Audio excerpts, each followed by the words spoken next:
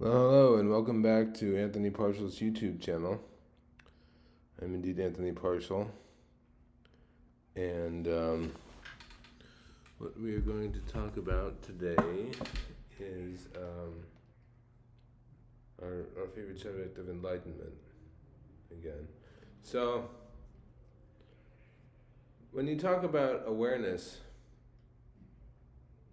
as what is perceiving or being aware of reality, um, awareness by itself provides a certain point of view, and it is the point of view of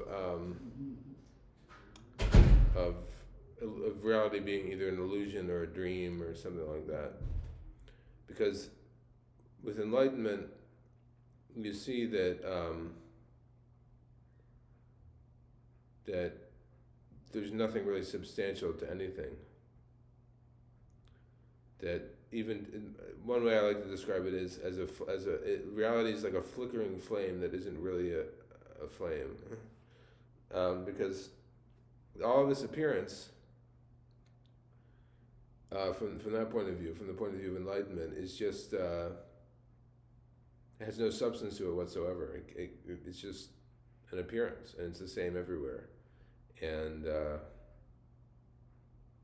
so then we move from that into the issue of individual sentient beings, people, and so forth, and their sufferings or their dissatisfaction, and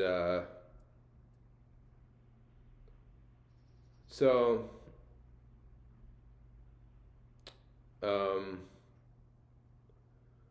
when one acknowledges the pervading dissatisfaction of the process of trying to fulfill one, this has to do with the relative, of course, because from the ultimate perspective, in terms of enlightenment, there is nothing. There's just an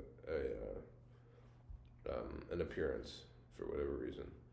But from the point of view of an individual, which is an arbitrary thing, but also a very important thing, because it is us sentient beings that suffer in reality, and this is something that can be addressed. So there are a number of ways to go about trying not to suffer, and one of those is, of course, to try to accumulate or experience as much sense pleasure, as many sense pleasures as one can. And this is actually verges into the area of Christian mysticism, because in Christian mysticism they have the idea of the via positiva, the via negativa, and the via transformativa.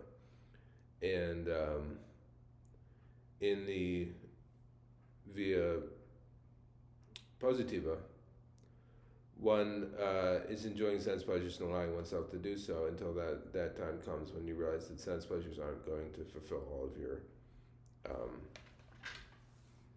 needs and so forth. So then begins naturally a sort of spiritual journey, which often can involve a long dark night of the soul. But the good thing is that whatever one encounters on the path, one can make use of it, or however you want to put it, for one's own personal spiritual advancement. Because values like love and compassion, these are things that not only are valued by others, or it's said to be valued by others, but often what happens is that people say, oh, this person is pretending to be compassionate or whatever it is. So anyway, if you apply genuine compassion, it's and that also can verge into forbearance and such things. That is one method of dealing with the apparent chaos of dualistic reality, is to approach it with compassion. So, and love too. So I mean, love is sort of a more of a background thing. In fact, when you think about the point of view of enlightenment and everything being perceived by awareness, then love, then that whole reality, it could be conceived of as being love. Like they say, God is love, and in this conception, from the point of view of enlightenment, the idea of God is an interesting one, because you could say from the point of view of enlightenment that God is literally everything. There's only one substance, but really there's no substance. It's just a dream. It's just an appearance, and you might understand that on some level and think, well, if I sharpen my perception or I inquire philosophically or otherwise about things, that I will eventually come to a point of seeing the reality the way it really is.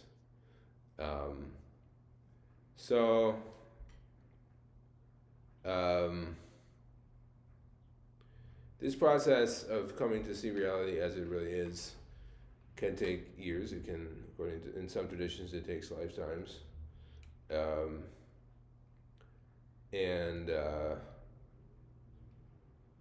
But if you have a real desire, if you have a burning desire to see reality as it really is, that burning desire to see reality as it really is will burn up the seeking energy until you finally do realize that. It can take a long time, depending on the how ardently you're seeking this enlightenment.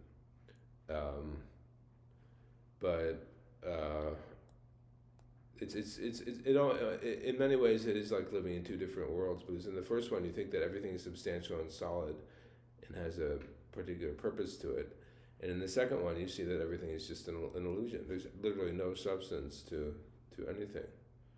It's merely it's hard to understand that. It seems kind of paradoxical, but if you see from the point of view of enlightenment, you tend to be happy that this is happening, because you finally have what might be called, in many ways you would call, the philosophical truth about reality. And once you discover the philosophical truth about reality, you can relax a little bit and say, well, that's a good thing to understand, and I understand that many masters have understood this, and so forth. So then, of course, there's the dilemma of whether to try to approach reality before enlightenment as if it's a dream or insubstantial. But see, one is searching for a sort of truth about reality, and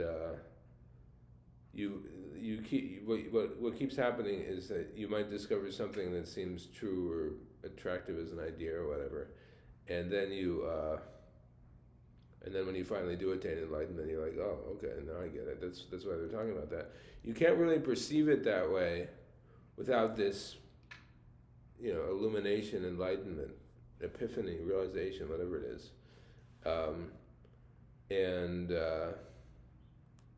But once you come around and you do see it that way, you have discovered some truth, something that holds up to philosophical and logical. Well, it doesn't seem very logical, but philosophical and logical inquiry. Okay, thank you for listening.